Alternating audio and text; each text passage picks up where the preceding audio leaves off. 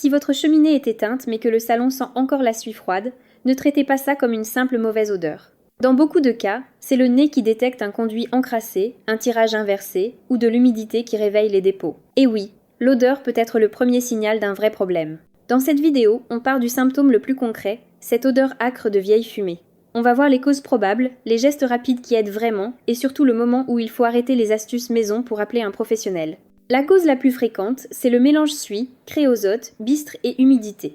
Ces dépôts restent accrochés aux parois du conduit après des combustions incomplètes. Quand l'air devient lourd ou humide, il relargue une odeur goudronneuse qui revient même sans flamber. Le bois trop humide est souvent le vrai coupable. Au-dessus d'environ 20% d'humidité, il brûle mal, chauffe moins, fume davantage et charge le conduit. Une vitre qui noircit très vite est un indice simple. Le feu manque d'air ou le bois n'est pas assez sec. Autre scénario classique, le contre-tirage. L'air descend dans le conduit et ramène les odeurs de suie, de cendres froides ou de moisie dans la pièce. Les maisons très étanches, les VMC puissantes, le vent ou un manque d'air neuf peuvent déclencher ce phénomène. Un chapeau mal placé, un conduit trop bas ou trop de coudes peuvent aussi perturber l'évacuation. En pratique, la sortie doit dépasser correctement le faîtage quand la configuration l'exige. Plus le trajet est direct, plus le tirage est stable et moins les odeurs reviennent. Comment c'est simple, aérer franchement 5 à 10 minutes, fenêtres grandes ouvertes, puis retirer les cendres froides du foyer. Les cendres captent l'humidité et gardent une odeur lourde. Utilisez des gants, un seau métallique et vérifiez que tout est parfaitement froid. Le vinaigre blanc en coupelle peut absorber une partie des relents. Le bicarbonate aide aussi dans un âtre bien refroidi.